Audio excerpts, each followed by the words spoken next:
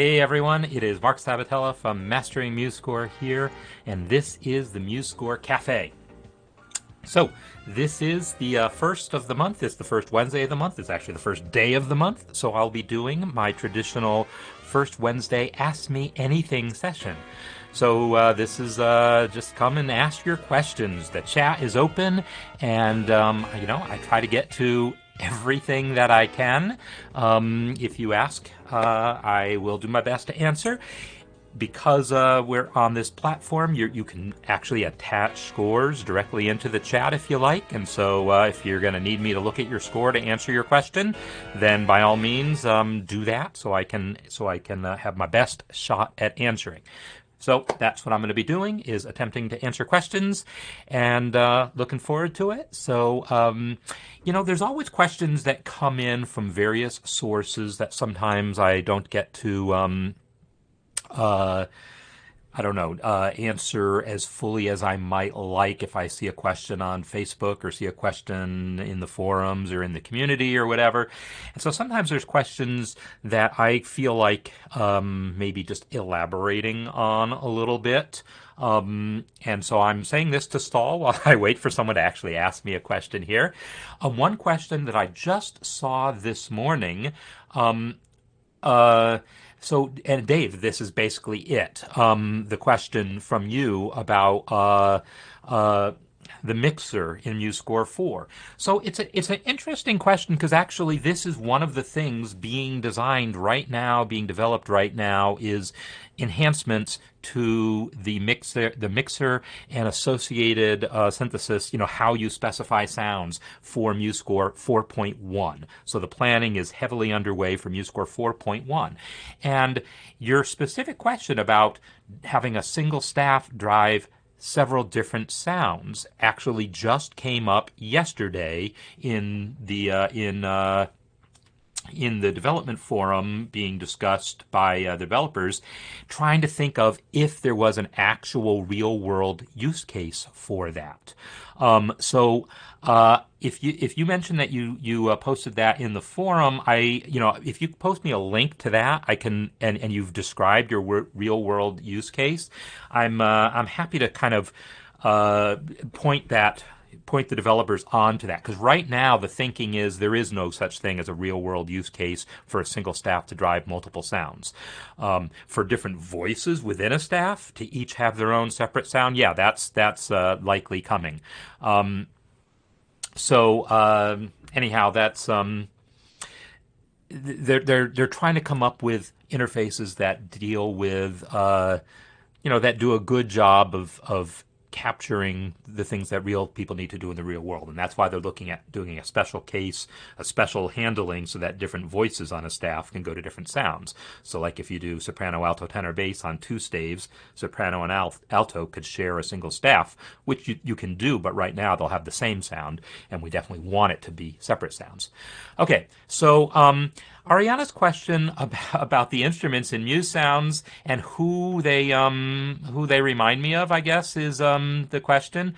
I can't answer that. I'm not familiar enough with individual classical viola players and so forth to be able to say that. Now, if they had jazz, saxophone, trombone, and trumpet samples made from actual, that were not trying to sound generic, but were trying to actually capture the sound of particular players, I do a pretty good job. I can identify a whole lot of trumpet players, a whole lot of saxophone players, just by their tone.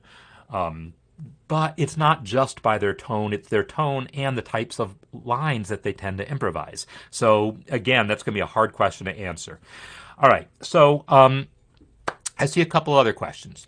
So Malou is asking about a vocal pickup, and you have a vocal pickup and don't need to add one more measure. So are you perhaps, I don't know if you're maybe asking that question a little differently than you intend to. I'm looking at your score here. and you want to add a pickup. Give me a little more information, Malou, about the pickup, about what you mean here, and then I can try to answer that. And yes, Ariana, the saxophones sound moderately jazzy, but generically so, right? I mean, there's a generic sound, and it's somewhere between a classical sound and a jazz sound, is how I would define the Muse Sound saxophone. But the famous jazz saxophonists have very distinctive sounds that would be completely inappropriate for a sound font. You don't want a sound font to sound exactly like Paul Desmond or exactly like John Coltrane. It would be strange, because then all your music would always sound exactly like John Coltrane. Okay, so if you want to add a measure for a pickup, yeah, that's easy. I'll do that, and then I see Mike's question about a footnote that's not in the footer. Okay, so Mike, you might want to give me a little more information about that, what you mean by that, and then I can a footnote that's not in the footer. I think I can tell what you mean.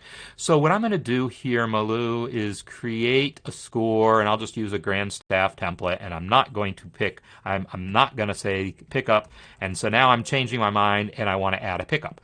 So the way to add a pickup is, first you're going to need to insert a measure. There are tons of ways of inserting measures. The simplest, if you if you like using keyboard shortcuts, is to use the actual insert key on your keyboard. If your keyboard doesn't have an actual insert key, usually there is a shortcut like FN plus backspace, or Shift FN plus backspace, or FN period. There's all sorts of different shortcuts that might be. Like on my keyboard here, it used to be FN period, but that's not it anymore. It is now Shift FN backspace that inserts a measure, because I don't have a physical insert key. But if you aren't going to remember that, there's a number of other ways to do this. One is to come to this plus menu right over here and say plus, measures, insert one measure before selection. So that's another way to do it.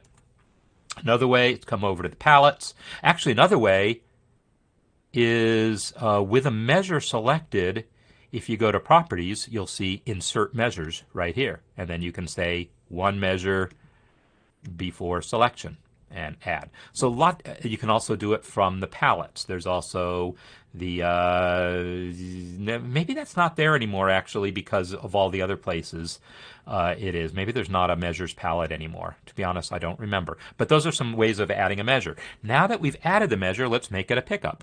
So let me make sure I'm not missing any further details on your question here. Dave's question. Okay, good. More questions. Okay, good. So what I'll say is, let's say you want a 3/8 notes worth of pickup. So I'll type 4 to get my 8th note, type my 3/8 notes, and then the rest of this I don't want anymore, right? So I'll click the 8th, shift click the half, and then Control Delete will delete those beats. And now I have a pickup. Now, it's a little off right now in that my measure numbering is off. If I put a break right here so that we have a pickup, one measure, and then the next measure, you can see the next measure is 3. Well, this isn't correct, right? If you specify the pickup when you first create the score, MuseScore knows that this is a pickup and won't count it. But if you add it after the fact, we're going to have to tell MuseScore to not count it. So I'm going to right-click this measure, and that's going to pop up a dialog box or a pop-up menu, and then I'll say Measure Properties, and then Exclude from Measure Count. And now I have my 3/8 note pickup.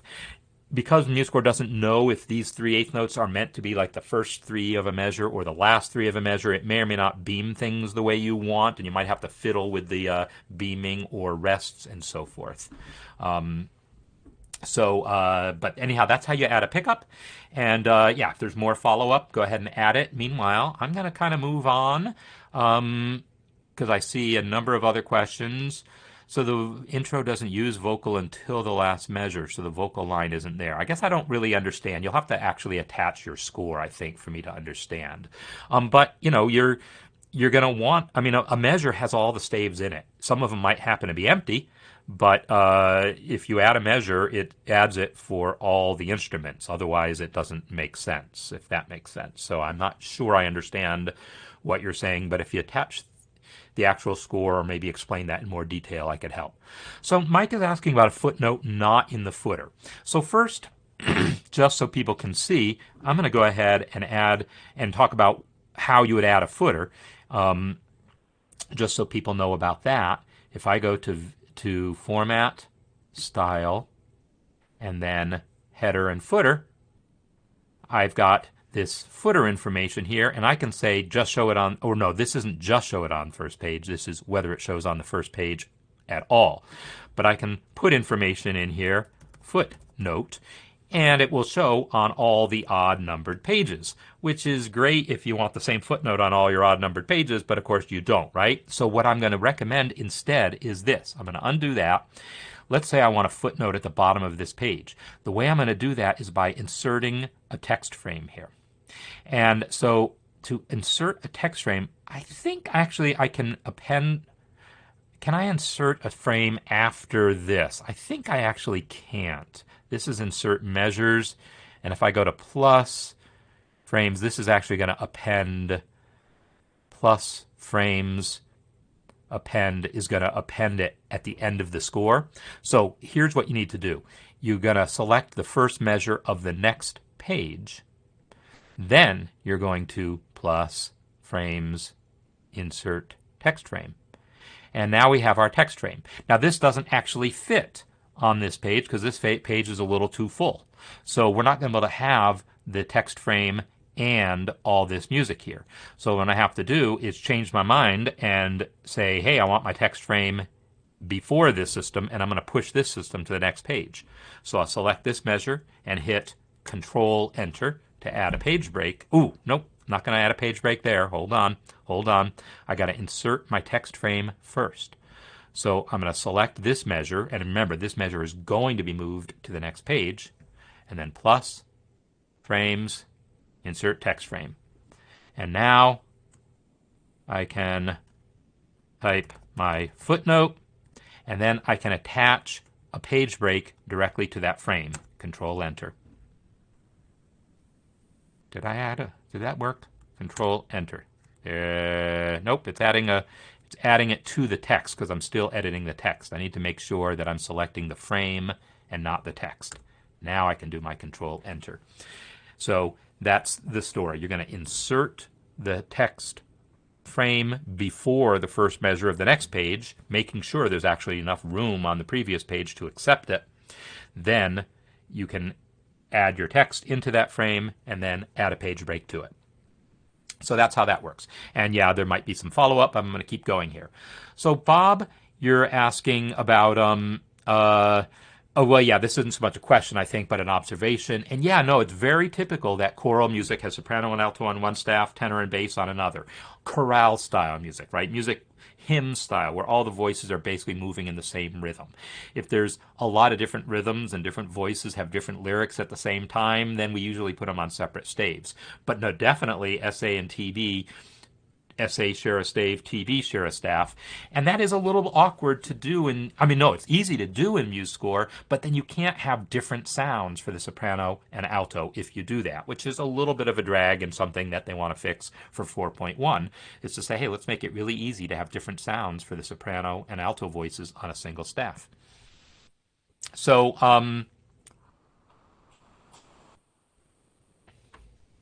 So Dave, your question here about having a single line double the violin and soprano. When you print out music, the violin player and the singer are not going to want to read from the same music.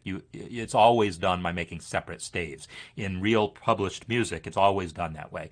So you would have one staff for the violin, one staff for the soprano, and then you just copy and paste the contents between them if they are going to happen to have a lot of the same notes. But there's no way the soprano and the violin could literally have all the same notes because their ranges are very different. They have to breathe differently, etc. So you'd have to, decide for yourself or write the music really, really simple so that it's actually capable of being done by both. More often, though, the soprano is going to want lyrics, right? And the violin is not going to want lyrics. So that's separate staves. So it wouldn't normally ever be done in published music to have violins and singers reading off the same staff. All right, Jeff's asking about linking tablature. So Jeff, did you not see, I did actually comment about, maybe it wasn't you, but because someone asked about this in the comments in the course, and I actually answered that and posted a video, but I'll go ahead and demonstrate it here. So let's say I want to add a ukulele. I'll add a ukulele here. And I've added a ukulele to my score, and now I have a ukulele, and I'll go ahead and give the ukulele some notes. Ukulele now has some notes, and now we want to add a tablature staff.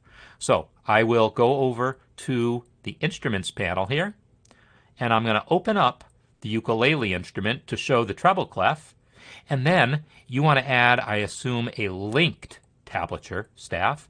So you're going to say, under the gear icon next to the treble clef here, you're going to say, create a linked staff. And now there's a second staff linked to the first, the same content. Now you can take that staff, and you'll see it's listed as treble clef here, but now we're going to pick its gear icon and change it to tab. And now it's tab. So you don't add a staff first, then link it. You add a linked staff. And that's the same in MuseScore 3, by the way. The dialog is in a different place, but the process of adding a linked staff is the same. So that's that process. And I did, if that was you that asked about it in the course, go back into the comments there, and you'll see that I responded to the comment and actually added a video demonstration of exactly this within the course. So Robert has a really good question that's one that I've addressed at different times in the past. It's sort of a pet peeve of mine.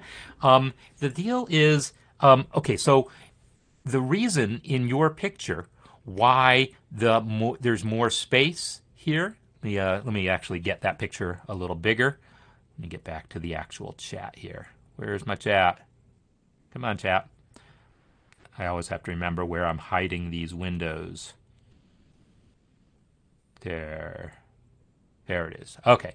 So I'm going to close this thing and open where your chat is. All right. So what's going on here is you've got 1, 2, 3, 4, and it looks like 5 systems on this page and only 3 on the next page. Well, simple math should tell you that that's not going to result in equal spacing, right? Because first of all, it would be wrong to just have only 3 systems on the last page and then have a bunch of empty space on the bottom. That wouldn't look very professional. So MuseScore tries to do what a professional editor would do and spread out all the staves to fill the page. But it's going to assume you're going to do your part of the job, which is to equalize the pages. So you don't want to have 5 systems on one page and 3 on another. You want them to both have 4 systems. So you're going to want to go through your music and add breaks so that your last system, your last page isn't empty, isn't like half empty like this. You want all the pages to be more or less equally full. That is what, that is how music would typically be published. So that's your kind of what your job is now, is to go through your score and add in page breaks or system breaks, spread things out so that they fill the 3 pages better. Now that said, if you do need to put empty space at the bottom of the last page because you're going to write in handwritten notes or whatever, then you can append a vertical frame to that last page. Go to that last page, like where's my score here? Here's my score here. And if I delete a bunch of junk here, let me delete that last measure. So now this page here has, it's trying to spread things out to fill the page. But if you really want to force this system up and have empty space so that you can put text in it or something like that, what you're going to want to do is append a frame to hold that text. So I'll use a vertical frame so that I can actually size the thing. So I've added my vertical frame, and now I can drag this handle to size it how I want so that it, spaces things out how I want, leaves the amount of space that I need, and then you can right-click this and say Add Text and put your footnotes or whatever you want there. But normally empty space on the bottom of a page is something to avoid, not something to go out of your way to create. All right, so coming back in here, and I know that, yes, there are pauses. I think you're talking about the pause. Oh, no, pauses affect playback. You're talking about something else. So let me keep going through here. Wait a minute, I missed. There was something about flute and violin. Where's that? What would happen if you combine Muse sounds with a live recording? You mean if you made a MP3 of the output and then loaded it into audio editor and it would sound exactly like it sounds. Feel free to try it, but it should blend pretty well, right? I mean, recordings of synthesized instruments are combined with real instruments all the time. Like pretty much all pop music is recorded that way. So that's that. So Scott says you fixed the problem with the tempo, and now I don't even have to remember what problem that might be, except I think I do remember, and glad you've answered it. What else do I got here? I know I'm being really scattered here. So Ariana's saying the Muse solo violin have two different versions. Oh, that's a good question. So you may have noticed in Muse Sounds, if you add, say, a violin to your score, or I don't even have to add one, I can just go to Muse Sounds, go to the mixer here, and if I choose Muse Sounds strings, you'll see there's violin 1 solo, violin 2 solo, and also under the woodwinds, there's flute 1 and flute 2. So these are meant for situations where you actually have two solo violinists. Like, well, not two solo violins, but two individual violinists. Basically for string quartet music. There's two violins, a viola, and a cello. Four musicians. So you'd make the first violin be violin 1, second violin be violin 2. The difference between them is just that they're different samples. So they will sound subtly different, just like two real musicians sound subtly different. And that way it doesn't sound as robotic. It doesn't, if you give the same line to both players, there's subtle variations between them. So basically, you always use flute 1 if there's only one, use flute 2 if there's a second one that you also want, and same for violin. Now, it does happen to be the case that violin 1 and flute 1 are also designed to be a little more expressive, so that if you're actually doing, say, a violin concerto and there's a solo violin part, then the violin 1 sound and the flute 1 sound are the more expressive ones if you want to actually feature them as a soloist.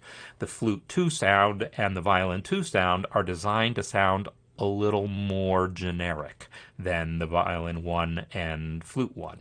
So that would be, if you want it to sound more generic, and if you only have one flute but you want it to sound more generic, feel free to try flute 2, see if that floats your boat. But basically, they're mostly there for cases where you actually have two and you want them to sound different. So, let me be catching up here. And Dave, yes, absolutely what I just showed with ukulele applies to guitars also. In MuseScore 3, you would add link staves from add instruments. So in MuseScore 3, let me just show people, because I've got that window open somewhere. In MuseScore 3, I'll press I to open the Instruments menu, and now you can select one staff of your instrument and say Add Linked Staff. And now you've got the linked staff there, and then the same thing here is a drop down, and you'll change it to tablature. And I don't know why it says Custom Tablature. May or may not actually work. Oh, that's because this is piano. This isn't ukulele. If it was ukulele, it would be showing me actual ukulele options. But anyhow, that's how you would do it in MuseScore 3. So it's a similar process, just a dialogue is in a different location. So let me keep hunting here. Larry's asking about having separate windows as opposed to separate tabs within a window. And the advantage is very easy to state. It's in MuseScore 3, if you think about it, you could load as many scores as you want, but they all have to use the same sound fonts. When you load a sound font into MuseScore 3, all your scores are going to play with that same sound font, and that's kind of a drag. You can live with it if all you have to work with are sound fonts. But it wasn't viable if we have VST instruments and Muse sounds, because now all your scores would suddenly have to play with the exact same VST instruments and the exact same Muse sounds. It would not have been viable. So it was already a pain in the butt for people who wanted to use different sounds in MuseScore 3. You had to use all sorts of crazy workarounds. But for MuseScore, but very few people did that in MuseScore 3. In MuseScore 4, with VST and MuseSound support, lots of people are going to want different sounds for different scores. And the only way to make that happen is to have that be in separate instances, because otherwise you load sounds into one window and it's going to affect all the scores. Now, if you're on Mac, it is kind of a drag. Like for me, right now, if I click down here, you'll see there's only one. This is the MuseScore 3 icon. This is the MuseScore 4 icon. There's only one MuseScore 4 icon. When I click it, I'll see a list of my open scores. That's the way Linux works. That's the way Chrome OS works. That's the way Windows works. Mac OS, for some reason, wants to put a separate icon on your desktop for every open window, which is kind of a drag. And so the MuseScore team is trying to find workarounds to avoid that clutter, because that is definitely makes this more of a pain on Mac. But on other systems, it works really quite well, because I can have as many open scores documents as I want, and they're all going to list here, and I'll be able to see their full title. Whereas with tabs across there, you can only list about 6 of them at a time, and then it starts truncating the names. Was always a little bit of a drag. All right, so, and I see some people answering each other's questions, which is great. Ariana, about long pauses affecting playback so you can restart. And unfortunately, yeah, I need to make this thing not continue to jump as new content gets added, and I think this was set that way. Long pauses affect playback so you could restart the program. So I think maybe, are you talking about a bug where if you add a caesura from the palette, it doesn't take effect in playback until you reload the score? That's just a bug that hopefully will be fixed soon. I don't think that bug affects section breaks. I think section breaks affect the playback right away. But let's find out, shall we? Let me just add some notes here. And I'm going to add a section break right here. Close that mixer. I'm going to add section break from the layout palette. Section break right here. And now I'm going to play. And there's the pause. And then it continues. So section breaks, no bug. The pause works right away. But if you add a caesura from the palette, there is a bug where you have to reload the score before it works. Steinhardt saying about inserting text frames that have an image. So first of all, I assume you mean a vertical frame and not a text frame, because I don't think you can put images in a text frame, right? It's got to be a vertical frame. Can you have that only on the score and not the parts? Well, no. What you can do, though, is make it invisible in the parts. So if you have a frame like this footnote here, and then I go generate parts, I'll click parts, and then I'll say open all. I'm going to find that frame, that footnote is right here in the part as well. But if I don't want it, I can select that text and press V and make it invisible. Now, this frame is still here taking up space. So if I append more measures, now there's this extra space there. So I might have to take this frame and kind of close it up so that it's you'll have to fix the spacing manually. It's kind of a pain. So what I would say is, if you can avoid it, do. And so if this frame you're adding is the first page or the last page, just make it a separate PDF. Just make, like if you're doing, say, a title page, a cover page or something like that, just make it a separate PDF and then you use MuseScore to do the music, use your favorite graphics editor to make the cover page, generate PDFs for both of them, and then use any of a million free programs out there to combine the two PDFs.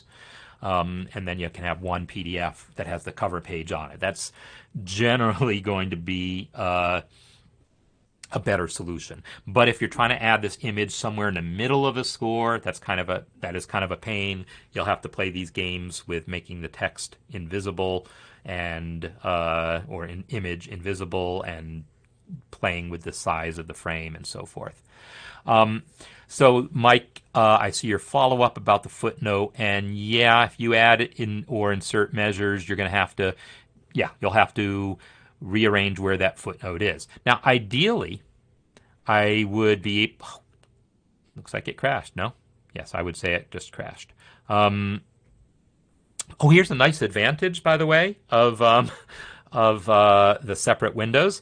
If one window crashes, your other windows are still open. So I can now create myself a new window right from the old window, and I don't know. That's a minor benefit of separate instances for the program. One crash doesn't affect your other scores. That's a reasonable little advantage there. So yeah, if you add, say, a frame before measure 12 here, and you say, hey, this is where I want my frame, let me add my frame here, insert frames, insert text frame, and then later on you say, oh no, I want another measure here, let me just add some notes or add some measures. Suddenly that frame is now not in a good place. What I was wondering is if it was possible to cut and paste frames, but I'm pretty sure it is not. If I select this frame, I need to select the frame and not the text. Can I paste it there? No. How about, can I Control Shift drag it? That's a nice little, nope, that's going to crash too. So that was what I tried before, and apparently don't try to Control Shift drag a frame. It's a little lesson for you. So Dave, I think you're following up about the doubling of the violin and soprano, and yeah, that might be one to talk about more in the forum discussion about what the real world use cases are there. But yes, certainly doubling soprano and alto on one staff with multiple voices is a well-known real-world use case there. So Christopher is saying, is there a comprehensive list of markings and text that affect playback? No, there isn't, because it's constantly changing. Every update is going to add a few more markings. Some markings that did affect playback in MuseScore 3 might not in 4.0, and then do in 4.01, and things like that. So it'd be hard to keep a list like that up to date. That said, it's open source and community-based support. So if someone wants to volunteer to trial and error it and try to maintain a list and keep it up to date, you certainly could. But I would also say that's probably the wrong question to be asking. It's more about, well, which markings don't affect playback that realistically could, and then submit feature requests to get them to work, right? You shouldn't be like writing your music based on which markings, write the music you want to write, and then if there's markings that don't affect playback, submit a feature request for it. So that's what I would say. So Dave, hopefully my demonstration answered that question, because I did just show in MuseScore 4. So I think I may have overlapped this question there. So I definitely just showed how to add a linked ukulele staff. It's all in the instruments panel. Christopher's asking about exporting to audio to export parts separately. So yeah, that should be the case. And I haven't actually tried this, to be honest, so let's give it a shot. I'm going to try this. Christopher's question, I'm going to go to File, Export, and now in this File Export dialog, and I know that you are, or at least I think I remember that you're relying on a screen reader, and I don't have my screen reader going right now, so I can't tell you if that File Export dialog is fully accessible, but I'm at least going to try to tab around it. When I press Tab, I see Select All. Ooh, that's good. Let me press the Select All button. That now selected all of the parts. I think If I keep moving, yeah, if I keep tabbing around, I see I can eventually move through all the individual instruments. I'll be a screen reader. Guitar, piano, fretless. I'm sorry, that's silly. Um, uh, but it is going through all the individual instruments, but I don't know if all screen readers will read all those names. But they are all selected right now. So now if I come to Format and say I want MP3 audio and select that, and now go to the Export button and hit Enter, and the name is MuseScore Café. That's fine. Let me hit Enter. In principle, it is now saving the audio for the score as well as all the parts separately. I see the exporting audio dialog right now. The question is that just the score? And I'm about to get, yep, here's another one now showing me that it's doing each of the parts. It's not telling me which part it's doing, but I'm assuming it's doing them in order. So the score first, then the trumpet, and then the alto sax. So when this is all done, I expect to have a whole collection of MP3s. So Chris is saying that, yeah, sometimes you might, to have decent page turns, you might need to settle for empty space at the bottom of the last page. Yeah, and you also might need to have empty space in the middle of a piece, too, for a similar reason. And yeah, you can use frames to do that, but often spreading the staves is still better than empty space at the bottom.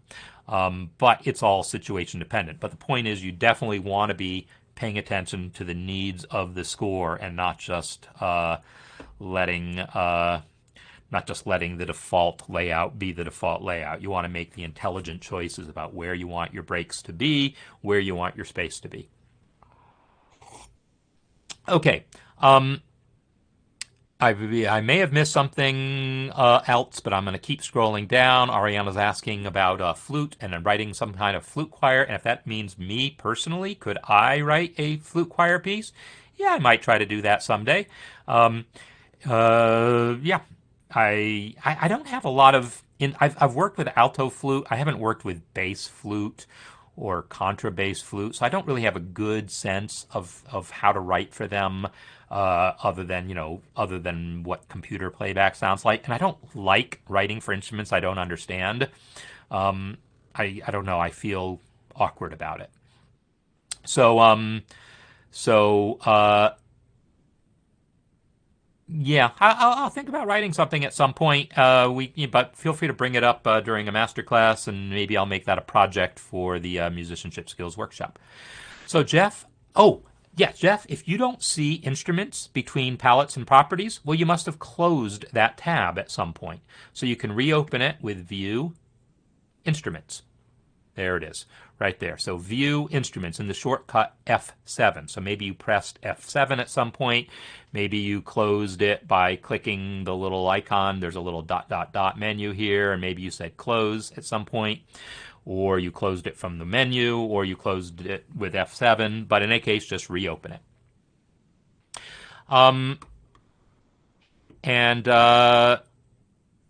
Yeah, Bob's making another good observation here. This one's kind of about the playback of the two violins, and panning them is definitely something that you can, even if it's the same sound, you can get some nice, and I do that like for trumpets, because there's only one solo trumpet. There's not two solo trumpets or two solo clarinets, but just panning them differently will, at least fool the ear some into not, into perceiving some differences. And that's definitely a nice trick. The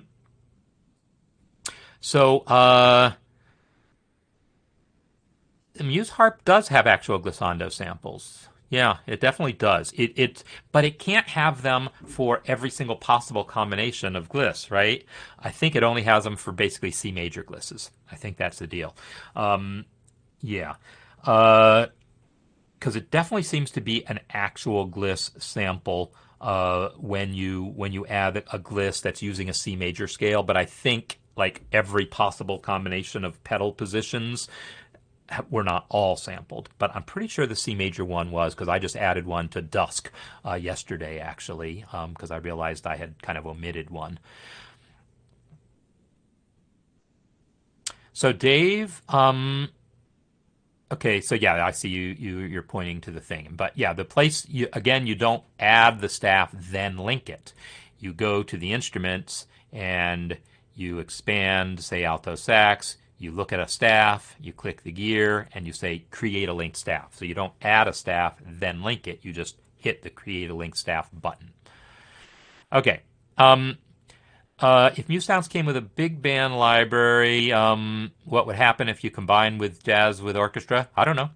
It would sound probably like real life orchestra and jazz players combined, which is weird because they are playing the same instrument, but usually with different types of attacks. And usually the jazz players will do a reasonable job of approximating what the orchestral players are. The orchestral players will usually do a less convincing job of trying to match what the jazz players are doing. But I think that's because most jazz players I know also play in orchestras, so they know how to do that kind of sound. So yes, I know, yeah, the invisible frames still take up space, so that's why I was playing with the size of them, hoping to kind of clear it up, but it's a drag. Definitely a drag. So, will 4.1 have the line element for finger brackets that have the hooks to frame? So I did answer that right a couple weeks ago, how you can do that really easily now just by adding it to your, creating a custom palette. But yeah, the lines palette is going to... the lines palette there's already a design proposed, and I'm pretty sure it's planned to be implemented for 4.1, so that if you add a line to your score, you can customize the hooks. Right now, there's only partial customization, as you know. The rest of the customizations will be added hopefully by 4.1, but it's definitely on the long-term agenda. And I think it's not long-term. I think it's going to be in the 4.1 plan. It just hasn't been published yet. But meanwhile, again, as I demonstrated with sometime within the last few weeks, it's really easy to create the line in MuseScore 3, add it to a score, and then use that to add it to your palette. In fact, I have it in my palette, right? If I go to my palettes right now and open the lines palette, there it is, right here. That's the one I created. So I select this guy, select that element, and boom, there's my my line with hooks. And you can angle it however you want, because lines by default in MuseScore 4 can be diagonal. So you can absolutely have that. I got it on my palette. Took me all of a minute to add it to my palette, and now it's there forever. So, how do you mute chord symbols? That's an easy one. I'm going to select a chord symbol. Actually, you don't even have to select a chord symbol. Right here on the Playback tab, let me shrink this window down a little bit so we can see the rest of it. Here on the Playback toolbar, there's this gear icon. Click it.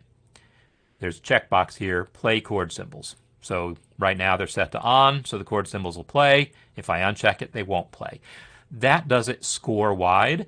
If you want some chord symbols to play and others not, like maybe some staff has them there for reference, but one staff is actually wanting them for playback, then leave the playback on, but in the chord symbol itself, you can go to its properties and... No, it's not properties of the chord symbol. Sorry, that's changed. It is now in the mixer. There's chords.piano is a channel here, and then you can either mute or unmute that, and so that'll control whether the piano chords are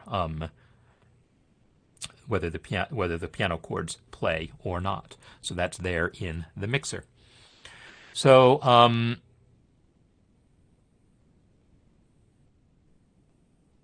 So Dave, yeah, unfortunately, as I'm scrolling through, I don't know what this comment is. It was never intuitive. So unfortunately, I don't know what it is. So yeah, the intent is in MuseScore 4 to make commonly used things easier to find. MuseScore 3 generally put everything all kind of in the same place, whether it was commonly used or uncommonly used, and it made the commonly used things harder to find because they were being, the dialogues and controls were being cluttered by the uncommon things. So MuseScore 4 is trying to make the common things easier to find by focusing on those and then putting the less common things underneath a button somewhere so that, it takes an extra click to get to the uncommon things. And then for many of them, like on the note input toolbar, you can actually say, hey, if 1024th notes are common in your world, you can add them to the toolbar by clicking the eye icon. That customization isn't there for everything, but I think over time you can probably expect more of that customization to become available. All right.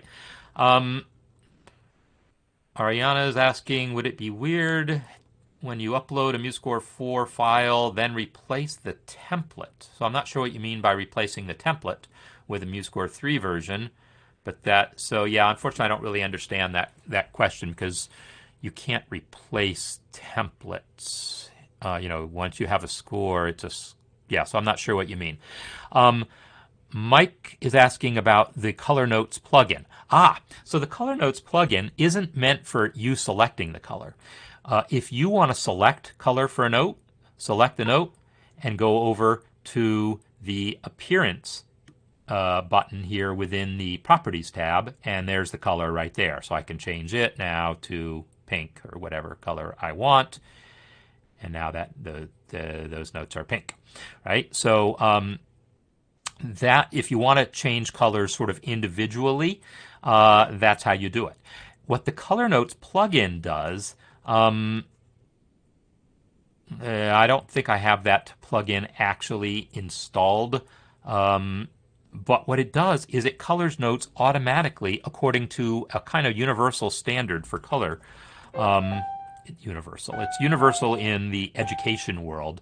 And I think it was developed by the company that produces boom whackers, which is these plastic pipes that you make sound with. It's like they're really fun for elementary school kids. And they're colored pipes. It's basically the equivalent of a bell choir, except they're made out of plastic. And they're color coded. And so the Color Notes plugin is designed to color notes according to the Boomwhackers standard, which is, I don't know if they literally invented it, but that's how most educators know of it, as the Boomwhackers colors. And they're the same colors that are used on a lot of other instruments now. Again, instruments intended for the elementary education market. So there's all sorts of like mallet instruments, like little xylophones that have the notes color coded according to the same standard. So if I go to Plugins, Manage Plugins, in theory, I can select this plugin here, Color Notes, and say that I want to. How do I do this? Do I double click it? I don't. Edit shortcut. Oh, I think it's hiding behind the comments. There we go. Enable. So I'm enabling Color Notes. And now, if I come back to my score and select all, go to Plugins, Color Notes,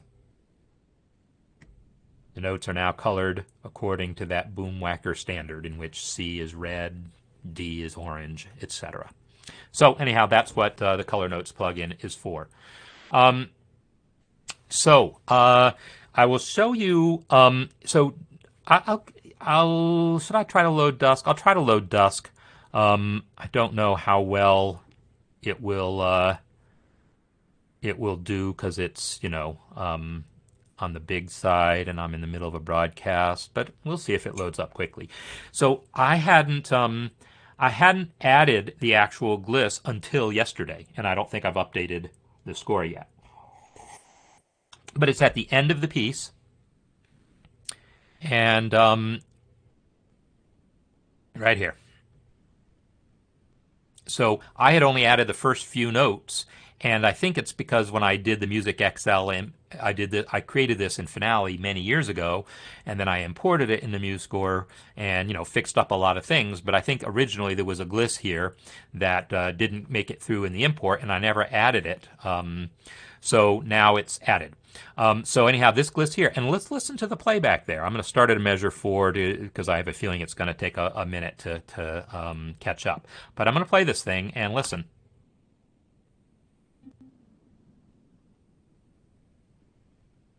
Maybe I'm not going to play it because, I think it might be. I think it's a little too much to try to play this score. Yeah, that's not happening right. But in any case, this gliss is a C major gliss. You can see it's the key signature is no sharps, no flats, and I set it to be diatonic.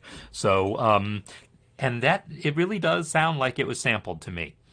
So, so Ariana, maybe ask your question now, like in one place, so I can see it. Replace. Yeah. So you're talking about uploading a score in MuseScore 4 and then replacing the score in MuseScore 3, but keeping the MuseScore 4 audio.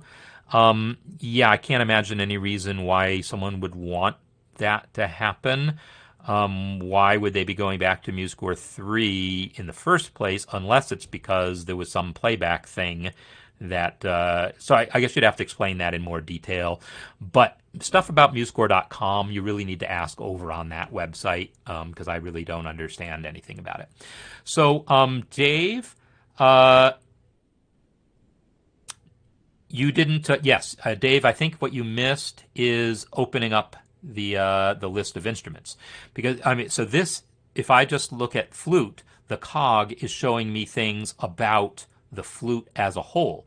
But when you add a linked staff, you are adding one staff linked to another staff. It's not linked to the whole instrument. It's one staff linked to another staff. So I need to expand the flute first to show the staves within it. Of course, the flute 1 only has a single staff, but if I did this with harp, when I expand it, you'll see there's two staves here. So if you want to add a linked staff, you have to specify which staff you want to link to. So in this case, it would be maybe the treble staff. So you would select the gear icon next to the treble clef. That's where you create the linked staff. So, oh yeah, okay, so that's true. That iOS currently won't open MuseScore 4, and I don't know when that's going to be updated. No idea. Again, that's a question for MuseScore.com because that's their baby. But hopefully they'll get that happening. But yeah, I think in general, you know, the MuseScore app isn't going to be able to play with Muse sounds anyhow, so there would be no advantage in doing that. All right. If that made sense, Ariana. So if you did update to MuseScore, if you did update the score with a MuseScore 3 version, I guess then people on the website could hear MuseScore 4 sounds. People in the app would hear the app sounds. I guess the MuseScore.com people could consider doing something like that, I guess, but that would be a question for them. So now the next question is,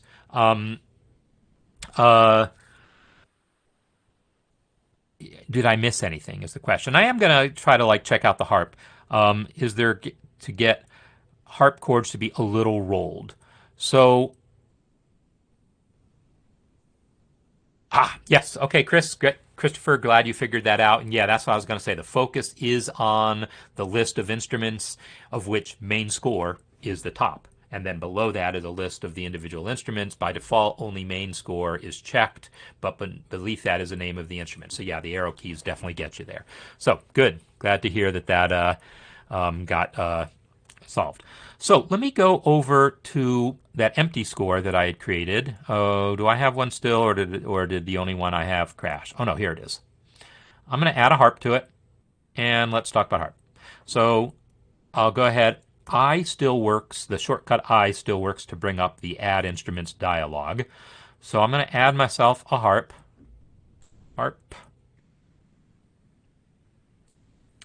And Christopher was asking first about rolling the chord. So the symbol for rolling a chord would be the arpeggio symbol from the palettes. So there's the arpeggios and glissandi palette, and there's an arpeggio symbol. So if I add that, I'm going to assume it will be rolled. There you go. So that's how you get it to be rolled.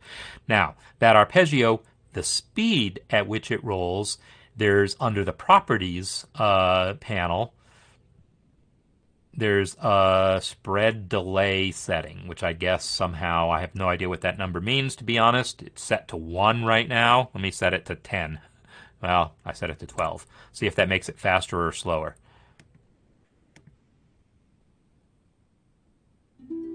I made it slower. So bigger numbers are slower, I guess. But yeah, adding the arpeggio marking does the job. But now let's try the white key gliss. I'm going to add a low C. Let's make it longer. And then a high C. And I will add a gliss from that same palette. And we'll hear it first. Well, no, we won't because I need to start a measure ahead. Yeah, so that sound there, actually, what was that?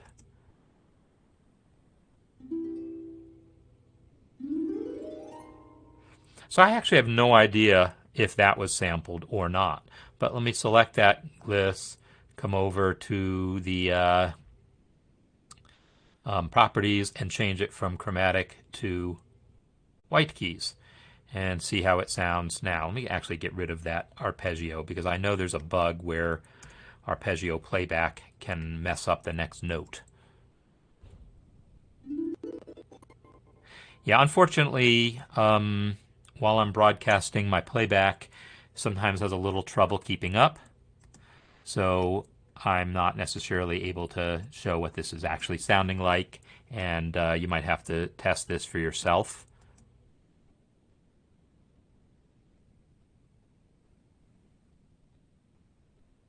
Yeah, it's going to be a little temperamental here.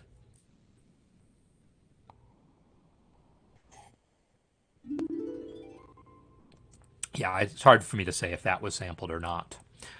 Okay, so entering chord symbols in MuseScore 4 to go to the next measure, the shortcut is Control right arrow. So if I have a note here and I type in a chord symbol like C, Control right arrow moves to the next measure. D, E. So that shortcut used to be Tab, and unfortunately Tab was used sort of inconsistently in MuseScore 3, and we've kind of cleaned up a little bit about how the accessibility works in MuseScore 4, cleaned it up and also made it a bit more hierarchical. So Tab is now kind of handled by the UI and is no longer available for commands, is basically the thing. Because Tab is an important key for accessibility reasons. It's how a blind user will get around the user interface. And so we've changed things about how that all works, but as an upshot of that, Tab is no longer available for individual commands. So Control right is how you move from measure to measure in note input mode or in normal mode. So that is now also how you do it in chord symbol mode. Now there is a bug where on at least some keyboards that's not working. And it seems to mostly be Mac keyboards, and even if you try Command right, it doesn't seem to be working on some systems. So far, no one's really figured out why it works on some and doesn't work on others. But in any case, you can try customizing the go to next measure command and see if you can get it to work there. So, keep going here. Do I prefer using Café for questions about compositions? Okay, so here's a good question here. And I'm getting caught up, which is good because I'm also like, hitting the end of the hour I like to go for here. The Café is good for general questions that are of general interest. If it's more like I want feedback on my own composition, like, should I have done this instead of this, and it's very personal to your composition, then the Café is definitely not the best place for it. My office hours are fantastic for that. So my office hours are on Tuesdays at the same time for gold level members, and I can't remember who is and who isn't. But on Tuesdays I do basically not just a one-way stream like this, but a whole, the equivalent of a Zoom call, but using this same platform so that we can all be talking face to face. Usually we have no more than half a dozen people, and so I can go into questions in depth with people one at a time. So that's kind of the place for that kind of in-depth feedback. But by all means, post it to the community also, and you can get feedback from lots of people.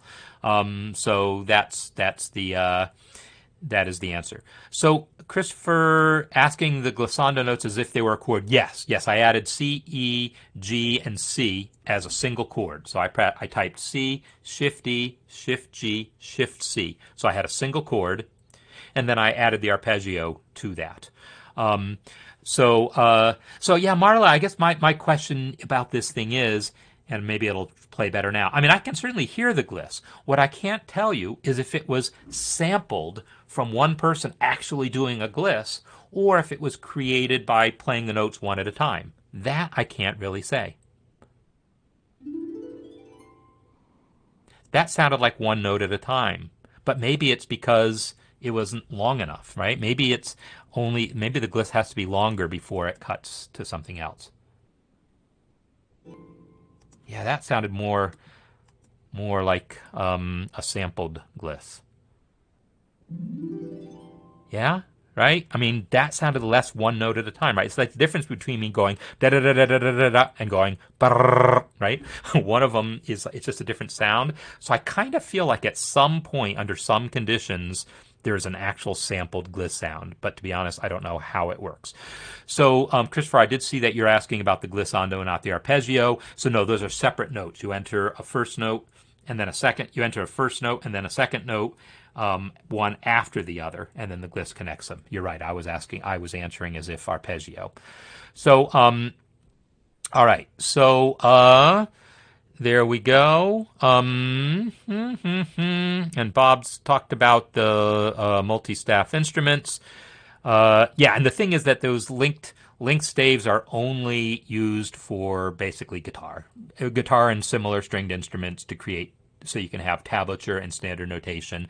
And the thing is, if you're creating a new score, you can just say, I want it for, there's a template for guitar, solo plus tablature. So a solo guitar plus tablature you can do directly from a template. Everything else requires, if you want to add a tablature staff to an existing standard staff, it's one extra click. Personally, would I have chosen that as a thing to hide behind the extra click? I'm not sure. But there's trade-offs because this instrument panel is nice and clean right now. It just lists the instruments and has a gear icon, and the gear icon just shows you the stuff about the piano in general, not the relatively uncommon things like creating linked tab staves. So I don't know. But someone's got to make the call, and it weren't me. So chord symbols were rendered with piano sound. Yes, by default, and you would change that. And same in MuseScore 4, you use the mixer to change sounds. So yeah, the chord symbols will be if I open up the mixer, you'll see that the piano chords channel in the mixer, I can change that from piano to something else. I want it to be. Let's have it be violins because that's going to sound silly.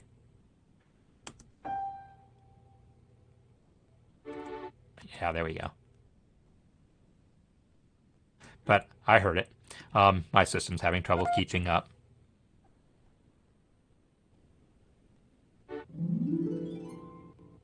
Yeah, my system's having trouble keeping up while I'm streaming, so sorry about that. But yeah, I did successfully change that to violins. I kind of heard it. So thanks everyone for being here. Thanks for the questions. So tomorrow, glad you brought that up, Richard. Tomorrow's going to be a little unusual. So as I've mentioned in my newsletter and elsewhere, I'm heading to Brussels for the FOSDEM convention. It's an open source software convention, annual thing. I've been to it a couple times before. It's been off the last couple years, or online only, but I'll be going. So I'm heading off tomorrow. I will still be in Denver at the airport. And I'll have plenty of time between the flight, before the flight, and that's right where the music masterclass is going to happen.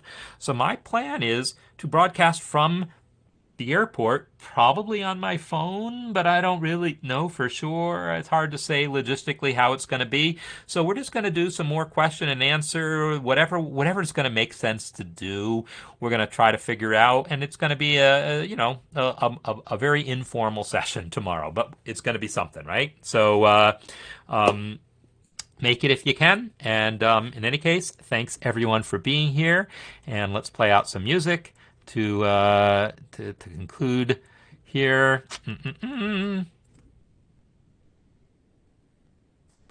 Yeah, my system doesn't want to do anything because whatever's going on has decided it's more important than me hearing my cafe theme. So, you know what? Do we not really get to hear music? That's a bummer. Yeah, somehow, maybe I need to close dusk. Anyhow, you all know what cafe theme. Ba-da-ba-doo-ba-doo-da. Actually, here, let me play us some music. Um,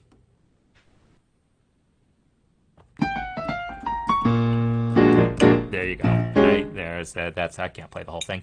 So, thanks everyone for being here. Thanks for asking the questions. Thanks for bearing with me as I attempt to follow up with everything and try to see you tomorrow. And we'll do what we can. And next week we'll be back here for the cafe with a topic of some sort to be determined. Feel free to drop me suggestions. I'm always up for suggestions on topics to cover. See you all later. And yeah, it's kind of a bummer now. I'm missing my music. But and now I don't even remember the rhythm. I can't play the thing. I'm too flustered now, right? I'm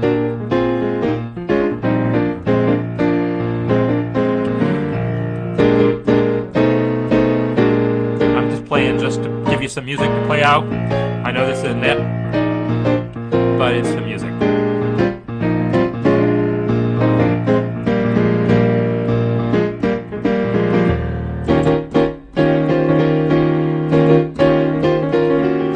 All right, there you go.